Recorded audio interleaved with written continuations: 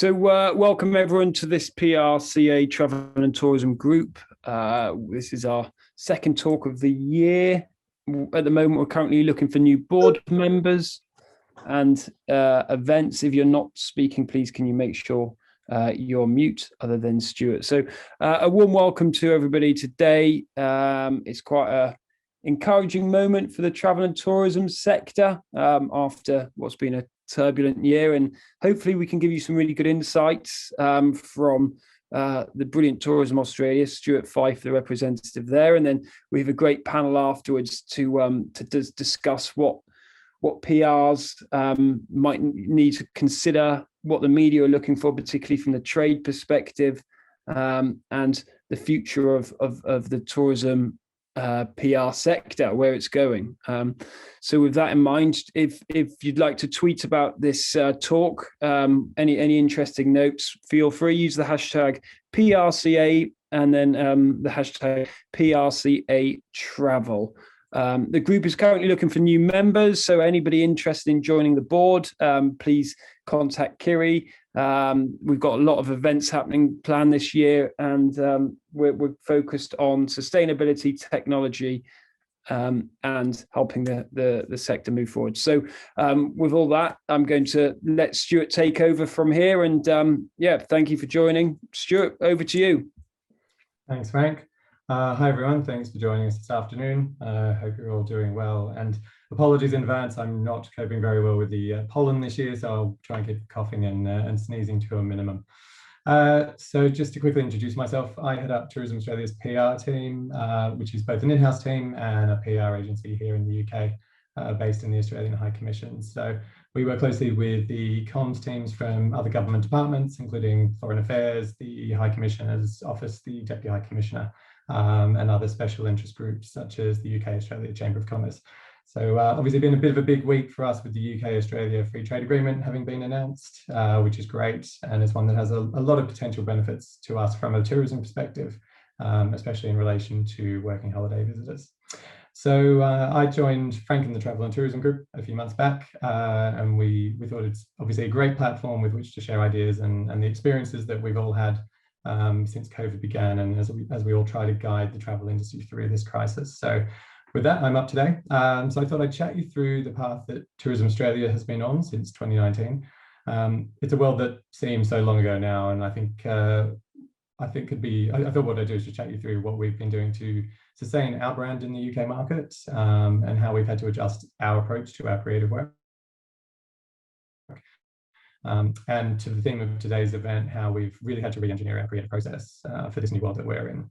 So just to rewind the clock to the start of 2019, at this stage, the UK was the 4th highest of our 17 international markets for visitation to Australia. We had just over 720,000 Brits visit Australia that year, and there were over 1,000 flight options per week connecting UK cities with Australian cities. That boosted by the flight options available with stopovers in the Middle East and Asia mostly. But that year, Qantas had just launched the first non-stop service from the UK to Australia with their London to Perth service. So it was an exciting period, and there was a lot of growth. New Zealand was our highest market for visitation, though that's obviously short haul. The majority of that is VFR. China had led the long haul markets for a few years. That year, there were 1.5 million visitors to Australia. But the US in recent years had just caught up to the UK, and slightly overtook it that year with just over 10,000 visitors as the margin. So part of that success for them was our Dundee campaign in that market, for which we saw a fake trailer released for a new Crocodile Dundee film starring Chris Hemsworth and Danny McBride. And we had famous faces like Margot Robbie, Isla Fisher, Russell Crowe, and many others, who all took part in the trailer, made it look like it was going to be an epic blockbuster. And then we took out a spot at the Super Bowl at which the full trailer aired, which revealed that it wasn't a film at all, but it was a Tourism Australia ad. But what we found was the star power from that, and the reveal tactic generated over 50,000 items of coverage worldwide, and we saw a strong uplift in bookings from the US market. At the same time, visitation from the UK was just starting to take a slight dip of just under 3% year on year. So we decided to try and replicate that magic in this market. So create a single large-scale celebrity-powered campaign that would be tailored for the market and really hone in on a critical cultural moment, as we've done with the Super Bowl, and then let that be amplified by a really strong PR campaign. So when we looked at Australian stars in the UK, I'm sure it's no surprise that one name really stuck out in terms of universal resonance, and that, of course, was Kylie Minogue. And so we were absolutely thrilled when she said she'd be delighted to star in the campaign and be part of the entire creative process. So working with our creative, digital, and our PR agencies, the concept we landed on was a music video that would air for the entire 3-minute ad break right before the Queen's speech on ITV on Christmas Day, whenever everyone's gathered around the television. Obviously couldn't do this on the BBC, but ITV had the highest of the commercial ratings for the broadcast. Now, if you think back to mid-2019, when we were developing this, we were in a very different world in Britain, though not one without challenges.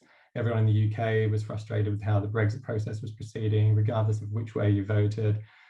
So we worked with Kylie and an Australian songwriter named Eddie Perfect, which is his real name, and a brilliant one, to create lyrics that really tapped into the cultural ties of mateship between Brits and the Aussies, and to suggest that everyone needed a break. So no matter your views on what was going on, take Kylie's advice and holiday in Australia, and that would be the antidote to all your woes.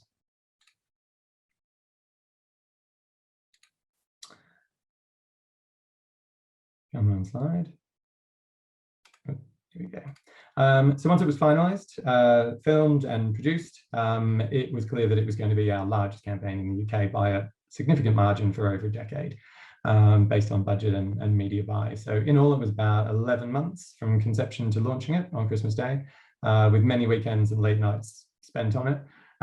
To build suspense, we actually took our billboards and an ad in the Radio Times throughout December in most UK cities, advertising a mysterious TV special simply called Kylie and Mates on ITV right before the Queen's speech. And then the reveal at that moment on Christmas Day, giving us our media hook that TA had done it again, and it was actually a tourism ad. So I'm just going to play you a quick 30-second preview. Not sure how the sound will go with Zoom. Hopefully it's clear.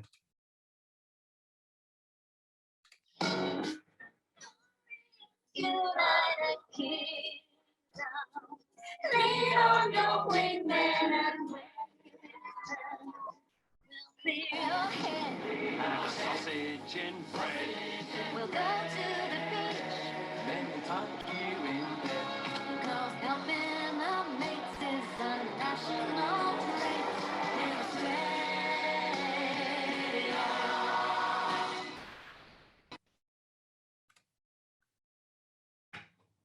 There we are. That's a snapshot of the campaign as it was. So I spent Christmas Day and Boxing Day in the office with some very understanding members of our PR agency team who helped us to launch it. But in all, we saw over 3,000 items of coverage in the first 5 days, which exceeded all expectations. And more than half of those were in the UK as the campaign's home market. And that was boosted by UK Media Day that we'd done with Kylie, pre-recording broadcast interviews and sit-downs with numerous outlets, all embargoed until Christmas Day.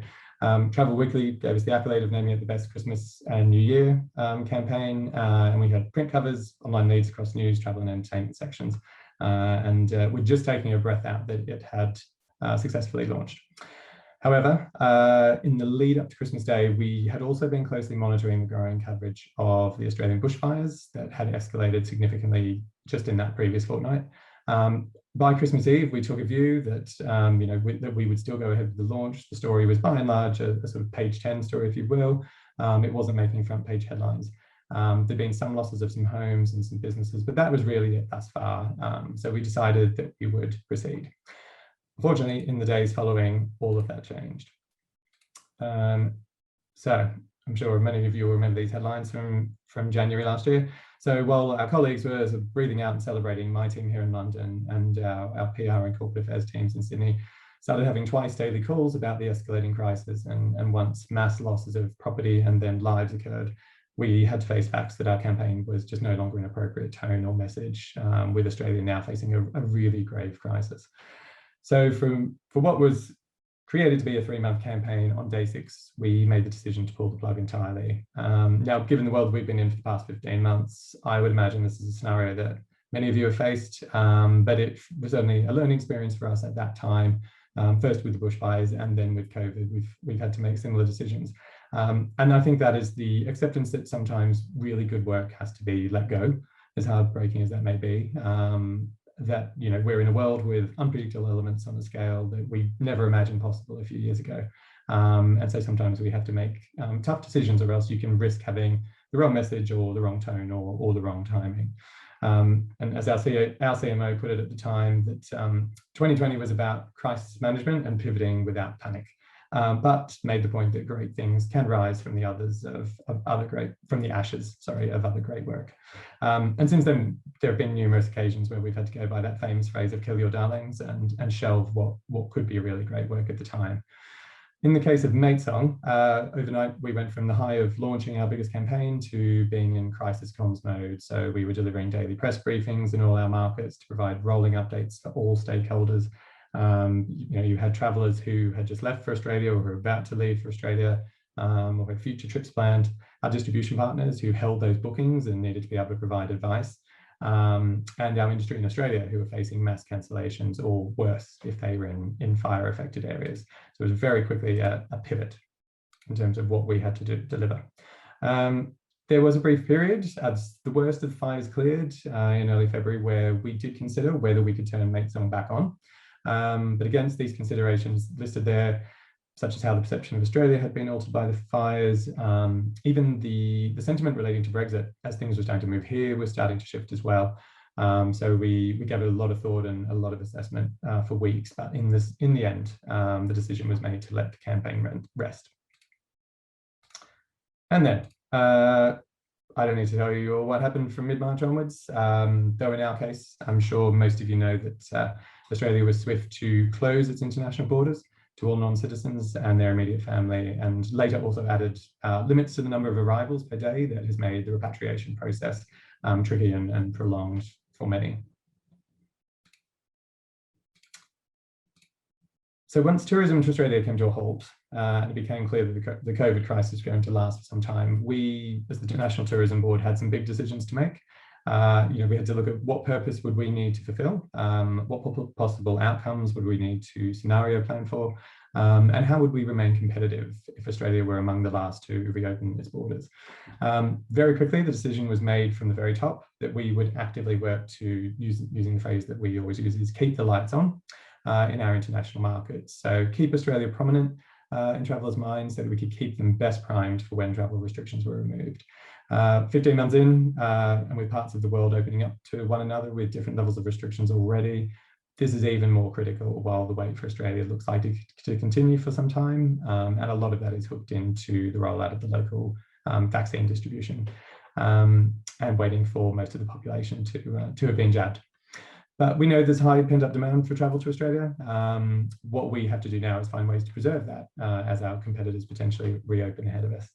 So a lot of this is being done via greater investment in our media partnerships or finding new ways to partner with those media brands. On top of our usual work on the editorial front, we've recently concluded a partnership with Waitrose magazine that reaches 700,000 readers per month through Supermarket, which of course is, for many of us, has been our only outing for many months. But this included an online event series, content on their app, destination content tie-ins with their online wine stores, all in addition to your traditional editorial partnership. And as I'm sure most of you have been doing as well, we've been looking a lot more at podcast platforms and series, both from a sponsored but also purely editorial perspective. The advantage with podcasts being that many of them have an ongoing shelf life once they're live. We've also been working on press visits still, whereas before we used to have a steady stream of writers traveling to Australia from all over the world.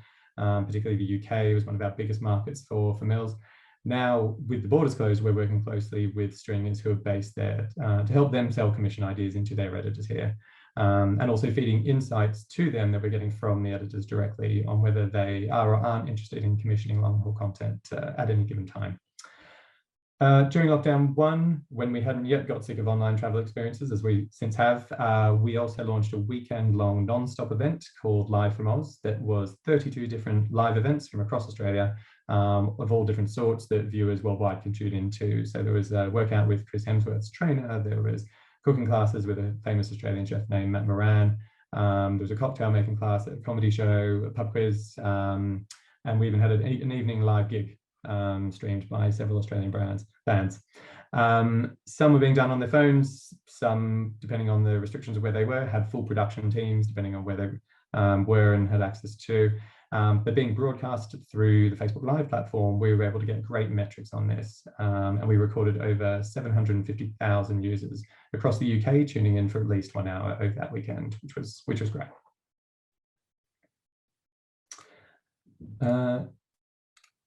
So then in terms of standalone PR ideas, where appropriate, we are actually always looking for the right kind of idea, if it's got the right message and it's the right time. So one such example was developed by our PR agency, Hope and Glory, last year. Initially, so pre-COVID, it was going to be a positive, attention-grabbing idea and message, but one that we saw had another application as the UK was heading in for the really difficult Christmas period that we had. Christmas being on, then off, the new tiered system that killed off plans for so many of us, and then of course the alarming case numbers and the sense that another lockdown was imminent. So what we did was, using a sand artist based in Victoria, we created a 70-metre long message on an Australian beach that sent this simple, heartfelt message at a time when so many were separated from friends and family between the UK and Australia over the Christmas period. And despite the chaotic period, it was that week where France was closing the borders even to freight, and everything seemed like it was really becoming chaotic. We still got an enormous amount of media coverage, combined reach of over 30 million in the UK, which was great. But most importantly, the feedback on social media was overwhelmingly positive and of gratitude for the sentiment at the time. So out of all of this and looking to the future, there are a number of ways that we have now changed the way that we operate from a PR and marketing perspective worldwide, especially when it comes to creative work. First and foremost is tracking consumer sentiment. It now obviously changes faster than ever. We have a global consumer research program called the Consumer Demand Project, or CDP, and that has tracked sentiment toward travel, and especially travel to Australia, for the past decade. And has given us the insights to inform all of our comm strategies. That's now one of half a dozen such sources that we operate ourselves or subscribe to, just to really give us real-time consumer data and help us understand how to appropriately set our message as the world is changing so quickly. Like all of you, I'm sure, I and my team also advise on this, just based on our own perceptions that come from having done what we've done for many years. We're consuming the media every day. We develop a natural sense of where the public's thinking is at, and that sort of input from the PR teams in all our markets is being listened to and acted on much more than it was pre-COVID, because Tourism Australia just wanted to really make sure it's keeping an eye on and an ear out on that sentiment and getting it right. Part of this consumer journey we've seen over the past 15 months has also been the shift of sort of away from the concerns of getting ill when traveling, with vaccines now adding confidence. This has now really moved on to the concerns about getting stuck or having to return to mandatory quarantine. And though travel to Australia has been off limits, we've definitely seen this echoed in our domestic market as we've pivoted to more of a domestic remit with the closed borders, but facing the same challenges that we've had here in Europe with our interstate borders having been opening and closing. So similar to the frustrations that we're all feeling about the current system and with our traffic light system, we've been seeing positive shifts towards traveller sentiment that also make some of our previous barriers look a bit more appealing. But we need to make sure that when the time comes, that our message will be clear so that people understand where the frictions are.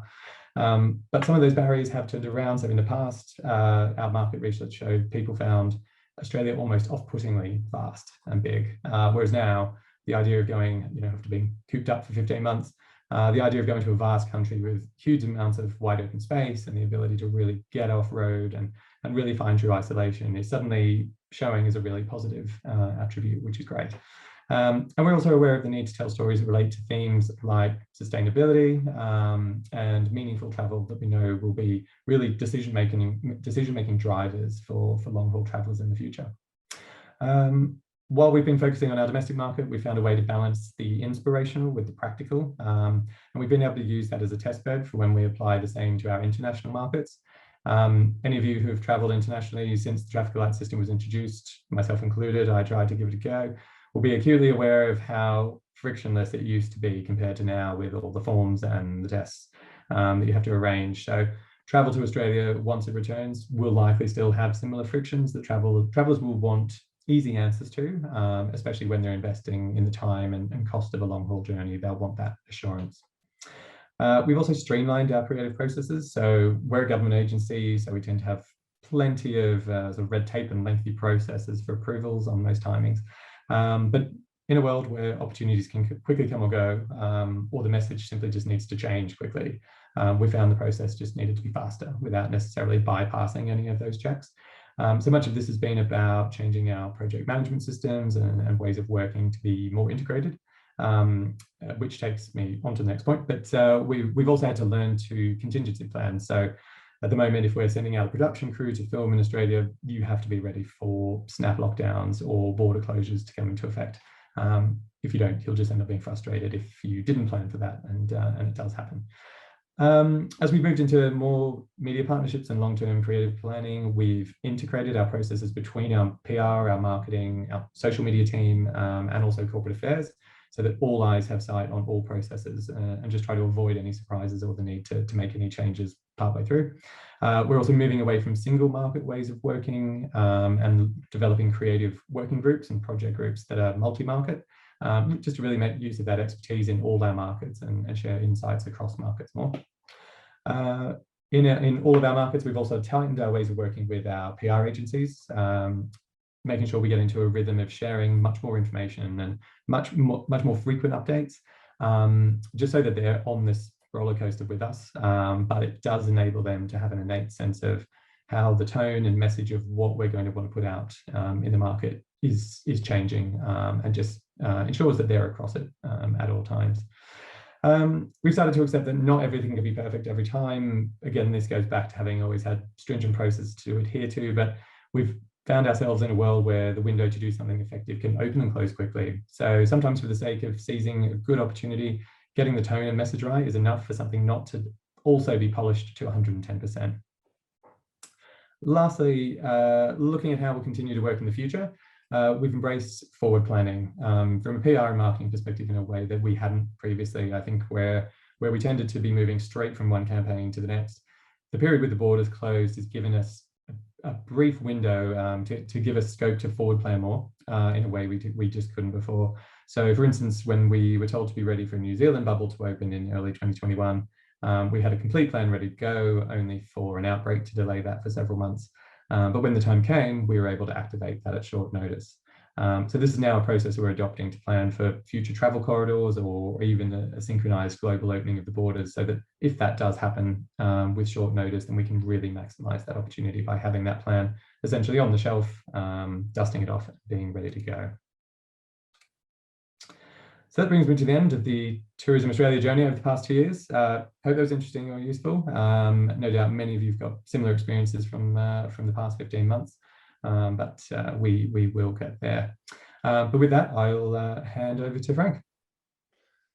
Thank you very much, Stuart. That was a really good insight to a general tourist board's experience over the past 2 years, from canned campaigns to constantly evolving and changing comms, post-COVID strategies, which you think about to start and then they stop and start and stop. So yeah, and sit on the shelf campaigns.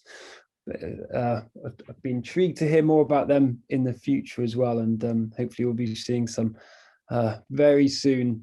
But now I'm joined by Abra, Tina, and Stuart will also be joining us on the panel.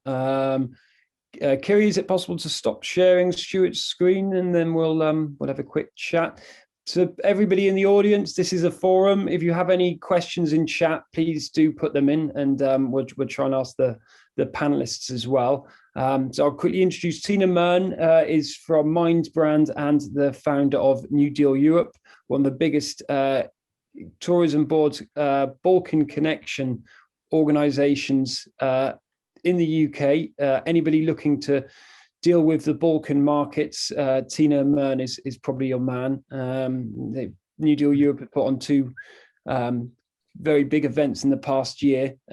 So Tina can tell you probably a little bit more about that, should you wish to contact him. And we're also joined by Abra Dunsby from TTG Travel Trade Gazette. Abra is a news editor and always looking for a scoop. So any PRs that have got some exciting news, make sure you speak to Abra afterwards. So thanks everyone for joining. We'll quickly start with a question. It's clearly a testing time in tourism, with the domestic market having considerably more freedom than UK representatives of international tourist organisations such as Stuart and myself when it comes to promotional strategies.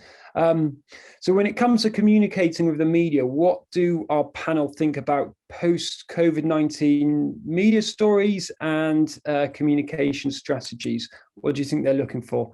Abra, would you like to start? What do you feel you'll be looking for in the future in terms of news and developments in a post-COVID tourism world? Yeah, no worries. I'm actually features editor at TTG, not news. Sorry, so I do apologise. But that's all good. We work very closely together, so any news bits, I'll be happy to pass those on to James Chappell.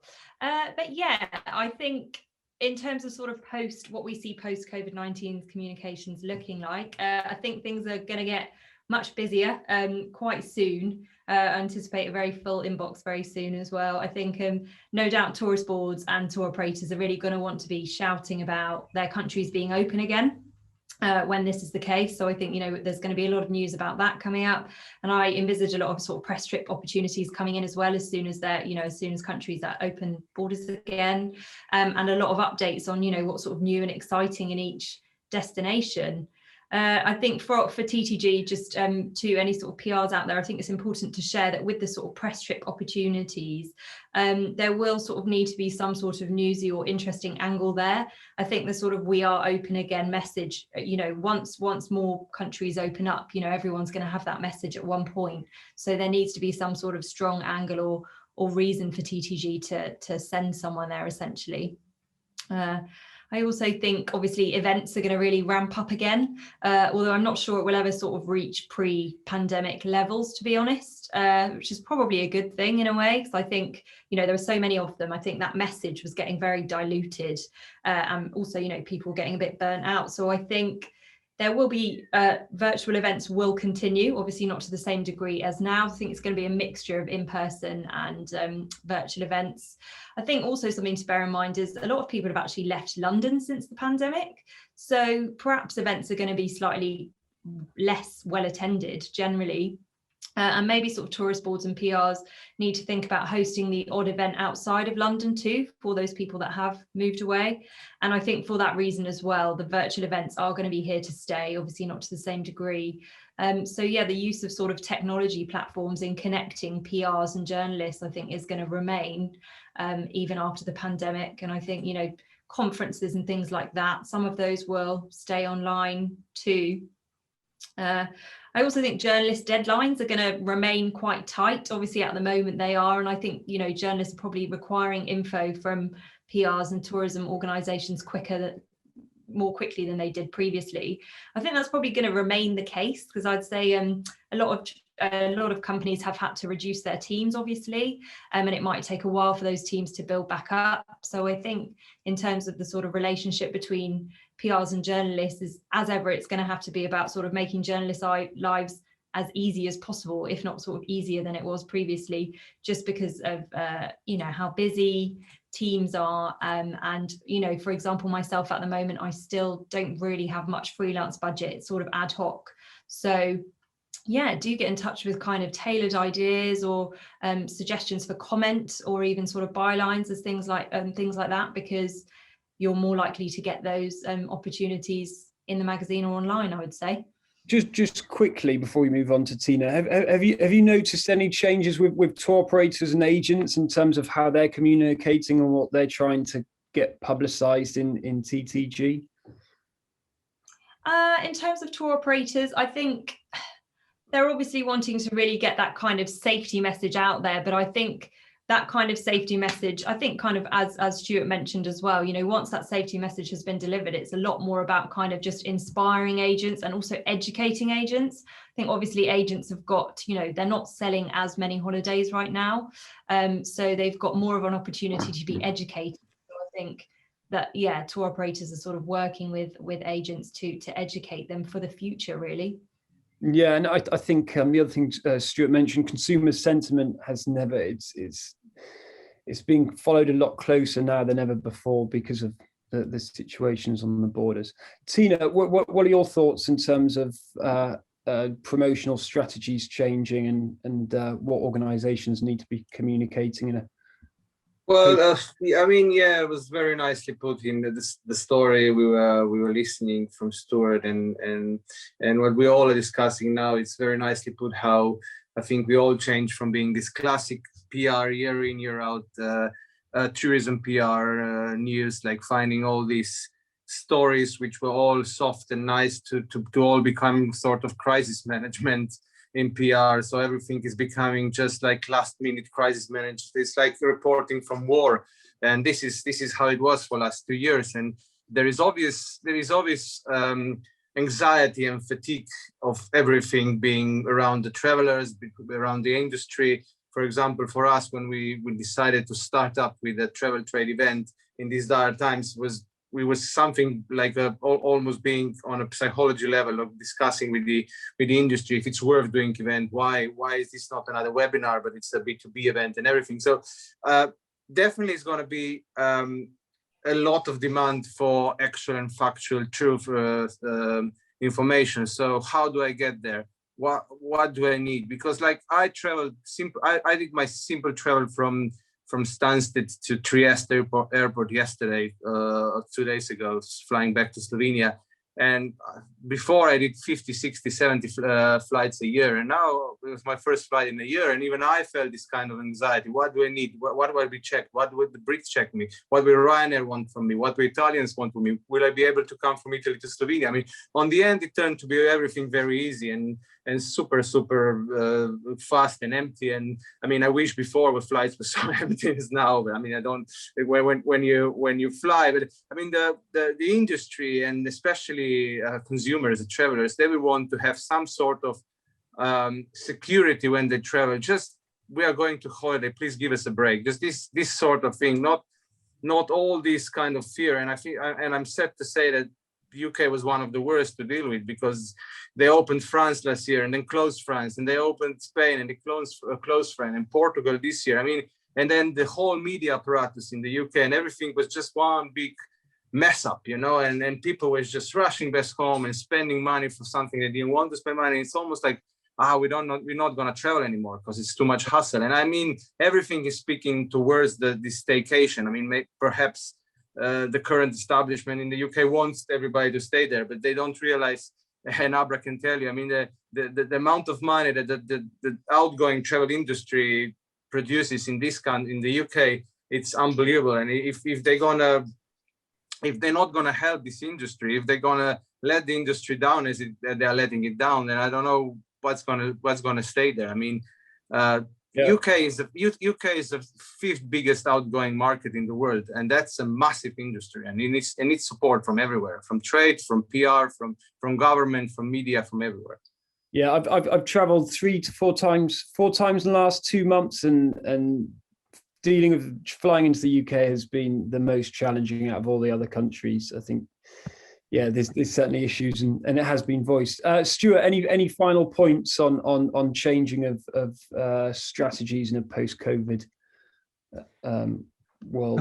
I suppose for us on the PR side, there've been huge changes. You know, in March last year, we went from, you know, a lot of our outputs and our messages being about new routes and new openings, and, you know, making sure we were keeping out that was the news to do with the world of travel. We were the fun and happy part of government.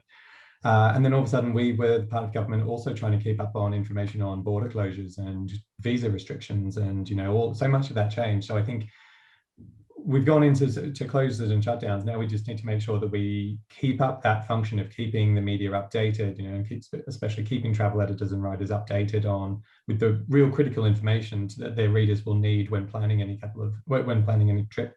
At the same time, though, not forgetting to also provide the aspirational and the inspirational. When people go away, when people plan travel, it's meant to be a fun thing, and the fun's already been taken out of it so much. So just making sure we also provide lean into the U in our USPs, make sure we convey to writers and editors what are the unique things about the destination that readers will want to re-embrace and get reacquainted with, and just make sure that we sort of provide that balance, because everyone will be reopening, as Abra said, everyone will have that "we're back open" message. So you need to make sure you really come forward with those newsworthy hooks about what your destination offers to stand out. Yeah, absolutely. So moving on from that, we're hopefully moving on from a COVID world, and travel will at some point restart. There's a potential whole new blank canvas for the tourism sector to re-establish itself. What will the panel be looking for from tourism organisations when it comes to future promotional activities and trade relations? Is there anything specific that you'd like to see tourism boards do more of, tour operators, in terms of the future of tourism? Abra, would you like to start? Yeah, sure. Yeah, I think, as a travel trade title, we want to hear about sort of new and interesting ways that tourism organisations are engaging with the trade, of course. So, have you recruited more trade-specific staff members, for example, or are you planning a large trade-focused campaign? Because if so, we definitely want to know about it, or we can work with you to promote that campaign. From my point of view as a features editor, I want to hear about traveller trends, of course, as that's definitely going to inform my features or even spark ideas for them once, travel starts opening again. So I'm sure there'll be some interesting trends that come out of this. So definitely that. And then in terms of TTG, we also have a mission statement, which is that we exist to promote a smarter, better, fairer travel industry. And so the fairer element of that definitely incorporates responsible and sustainable travel. So if this is something that tourist boards or tour operators or clients of PRs are genuinely promoting for their clients, it'd be great to hear about that too. But it does have to sort of be genuine, however, and not a box ticking exercise. I think there's definitely a lot of greenwashing out there that we need to cut through. But definitely that sort of sustainability and responsible travel story is not going to go anywhere. It's only going to get more important, I think. And then in terms of sort of promotional activities, probably more a question for our sales team really, but I would say, when we work with clients now, quite often we'll want to approach a campaign from sort of, take a sort of holistic approach to it.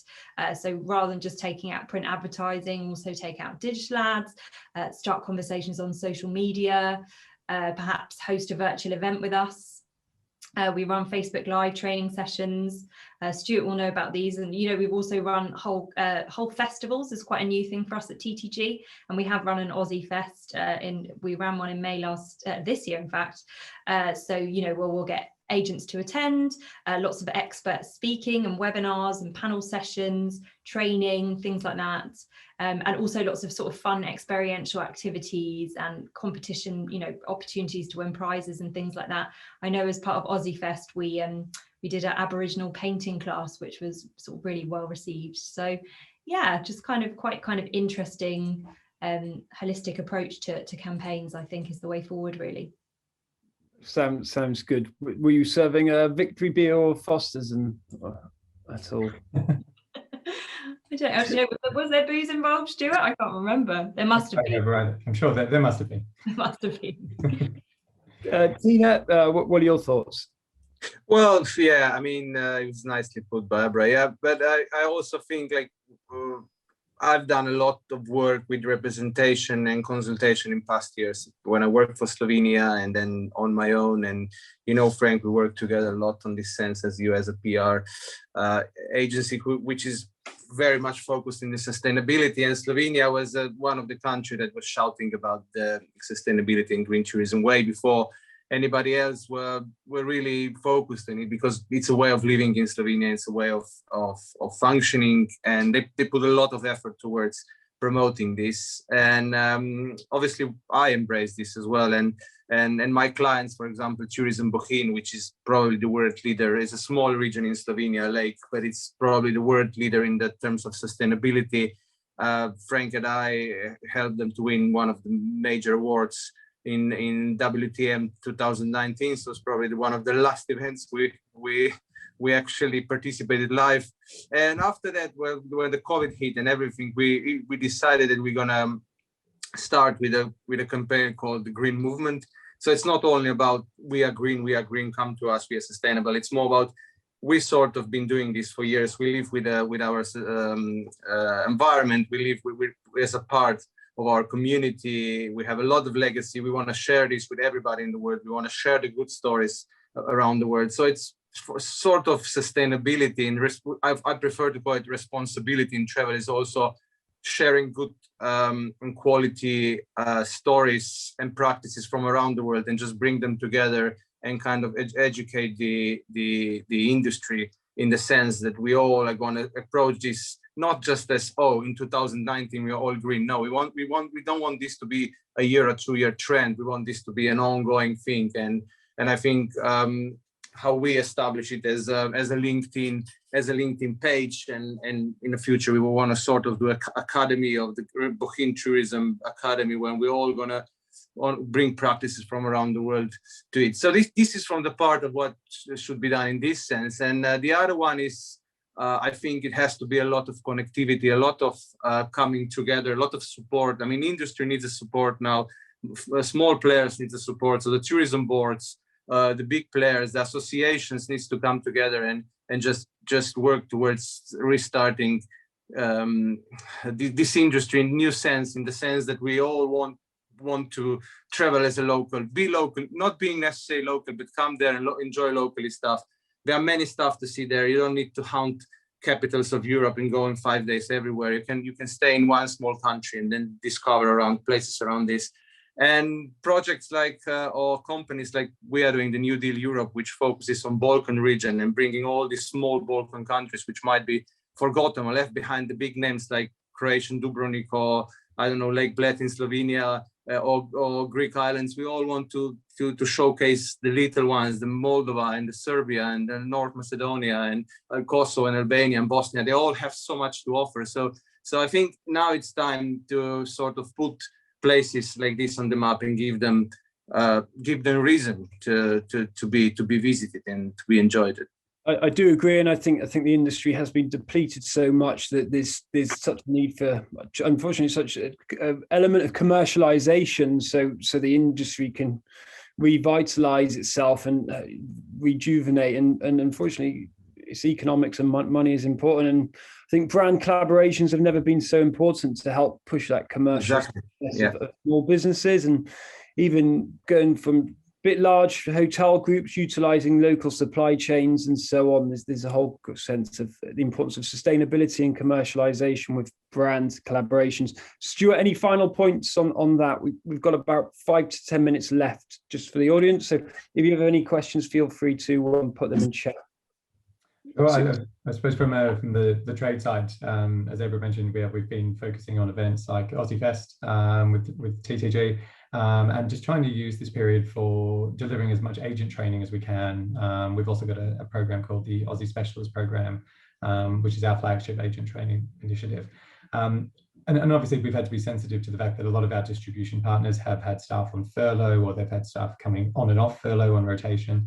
But just try to work with them as much as possible to work with them to windows that work for them, to provide as much of that training as possible. Because while we've had a domestic remit that we could pivot to, we've been fortunate the industry hasn't been mothballed at all, that there's still been a lot of development of new product and experiences coming online. And that means it's important that we keep that training and agent engagement up, so that when travel to Australia does resume, everyone is primed and trained and ready to go. And it'll be your role to communicate all that out as well. It is indeed. Okay, so a quick one then. Which tourist boards and organisations are standing out for the panel here today in terms of proactivity on trying to make tourism restart? TTG, they've done some brilliant appeals to the government and so on, but you know, what tourism organisations and tourist boards are trying to make things happen? Yeah. Would you like to start? Yeah. Oh, sorry, I've just jumped in there. So please continue. Yeah, I think you've got sort of tourist boards like Spain, obviously, that are welcoming British travellers right now without the need for testing. So they're definitely making an impression on British travellers, I'd say, you know, despite being on the amber list. But yeah, I think they've definitely sort of been shouting about that. Obviously, Portugal and Madeira, you know, they're off the green list now, but they both released statements once they were taken off the green list to sort of say, you know, that they're wanting to do lobbying work with the government to ensure that they get back on there. But of course, that's kind of the power of lives in the UK's government's hands with that, really. Also, the US seems to be working pretty hard to establish that air corridor between the UK and the US. So, you know, whenever that's deemed safe to do so, I imagine that will happen. And then I am hearing from quite a few tourist boards as well, who are sort of stating that they're open to fully vaccinated British travellers. So Denmark, I got a release from, and I imagine there's going to be more destinations making similar decisions in the coming sort of weeks and months, really. And then in terms of bodies, obviously there's, you know, ABTA that is working with the government right now and lobbying them to facilitate travel's safe restart. And there is actually this travel day of action happening on the 23rd of June.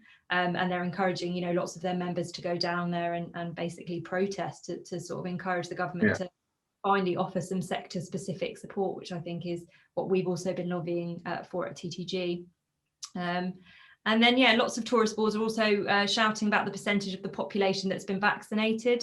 So I've had releases from countries including Israel and Antigua and Barbuda recently, for example. Yeah, so that's kind of it, really. It's kind of that safety message and the borders being open at the moment is the main kind of, importance of travel instructions and what to do and how to follow it. Yeah, it's been quite an important one. Tina, then what are your thoughts? Yeah, I mean, there were many countries that tried to fast forward the process and just be the first one to open, and it usually always backfired. Slovenia last year, this time, was declared the first country in Europe to beat COVID, and then the second wave was one of the worst in Europe. So I mean, there's no easy way of tricking these bastards. But so yeah, there are many countries that are doing well. I think those who I will highlight are those who are staying honest and deliver the message. However difficult the message is, just an honest message, because there is no need to fast forward and everything. I mean, there was a lot about Portugal lately in the news, and they were doing it really well. I still don't know why they allowed the football game to happen and then closed everything. But I mean, I'm a bit disappointed with the UK. I mean, even when I come here, everybody's saying, so why are they not letting you back? Why do you have to pay so much money? I mean, the UK, I'm really disappointed how the UK government is doing in comparing to the UK travel industry, because the travel industry is fighting its game, and I give them all the support. But yeah, I mean, I would just highlight any tourism board, for example, like Australia, which are being honest and open, and just, if the situation is like this, there's no way to hide it. So yeah, and I think one tourist board, Visit Wales, have done an interesting campaign called the Addor Pledge as well, and how to behave when you go there, and encouraging visitors to sign up to a pledge, which is really nice. And then I think Tourism Became looking at other tourism boards and promoting them for their sustainable practices. Stuart, any organisations that have impressed you, whether it's tour operators or tourist boards? Yeah, I think obviously there's been lots of tourism boards doing a lot of great work that's just been mentioned, but I think some of the airlines as well have been doing a really good job. I think the likes of Singapore Airlines have been doing an amazing job with their consumer comms and really understanding what the in-flight process will be like from a health and safety perspective, and providing a lot of assurance. And then with, say, the likes of British Airways and increasingly with EasyJet, we're seeing them try to really put the pressure on the government to just provide more clarity and support for the industry. And to really make the point that it's been an industry without the support it needed for too long. Qantas, sorry to interrupt, Qantas have managed to stay in the headlines quite a lot with their various packages and so on, whether it's a good or bad thing. They've been interesting. It's been interesting how they've been trying to commercially operate as well. Yeah, I mean, they've been absent internationally for the past 15 months, and you know, they're just wanting to get those planes back in the air. So they too, at the Australian end, have been trying to put pressure on for the government to provide some sort of timetable or more clarity. But the Australian government has, in return, said that they really have to be led by case numbers and science and the vaccine rollout. So, but you know, it's nice to see the airlines sort of working together to try and put pressure on where they can. Awesome. Right. So final question, and then well, I think that will be the end of this session. But so finally, you all have different roles within your organisations. What have you learned over the past year, and what are the positives that you'll take from this very challenging time? Abra, would you like to start with any positives that you found from this very challenging time? I think it's just been really heartening to see sort of the real desire for travel from consumers. It's all a lot of us can talk about, and obviously, you know, we work in travel, but it's all most people can talk about, friends, family, and I'm sure that's the case for a lot of people watching today. So I think sort of having that freedom to explore taken away from us has been quite hard to deal with. So yeah, it's made us really you know, desire to travel. And it's great to see that. So, and how determined people are to travel again once it's safe to do so, because it really is, you know, an amazing, probably the best way to make sort of memories and connections with people. And also that talk about building back better. Obviously, it's an overused term, but I think the sentiment is right. So, you know, we have an opportunity to build back in the right way now by looking at how travel can benefit communities, local communities, and being respectful of cultures and the environment. So yeah, I look forward to being part of a kinder travel industry, I think. Awesome.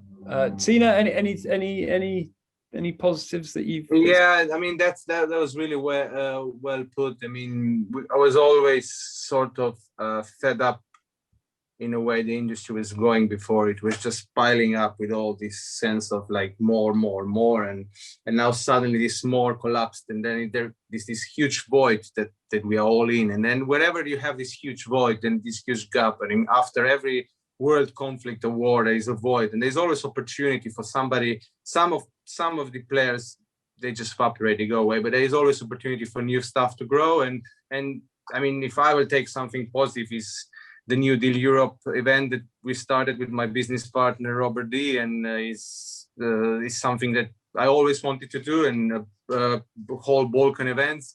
And we were successfully, in the most dire of the times, we successfully delivered 2 of the events, one in October, one now in April, and they were both like over 3,000 meetings and participants from all around the world, which would never have before. Which if it was a live event, we only have for Britain and for the Balkans, and we will start small, and we will have to grow slow. And this just there was an opportunity to embrace new technology, new destinations, new way of promotion, and sort of focus on what we believe it's important, like responsible tourism, delivering small local communities and everything. So I think this was for me very important things, and all the stuff that we are doing in terms of delivering this message of what for me it's very important, like we do with Bohin, the sustainability and the green tourism. We're coming out of time, Tina, so we're okay. Going to move on. We've literally got a minute left, but yeah, I think virtual economics and digitalization of the world has been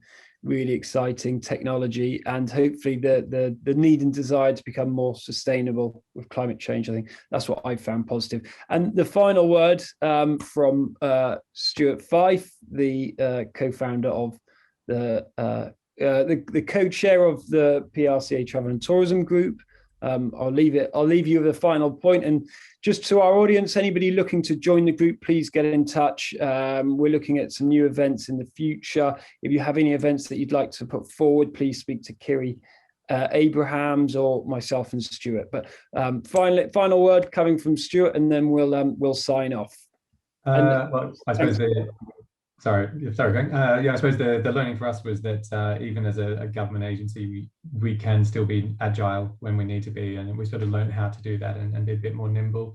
But really to also lean into what our purpose is. You know, we were suddenly looking at were we to go down the route of grants or other business support or development, but we decided that our purpose was to drive and sustain demand for Australia from our markets around the world, even in the midst of this crisis, and to keep that demand as sustained as we can for however long this crisis may linger on. But all of the work that we're doing feeds into that strategy, and that's where we see our purpose. Awesome. Thank you so much, everyone, for joining. Thanks, Kiri, for your help and support on this event. And hopefully you look forward to seeing maybe everybody in person at the World Travel Market, or at some point in the future. But let's stay optimistic, keep on going and keep being creative. Thanks for your time, and yeah, enjoy what's left of the week. Bye-bye. Thank you. Thank you. Oh, yeah, thanks. Bye-bye.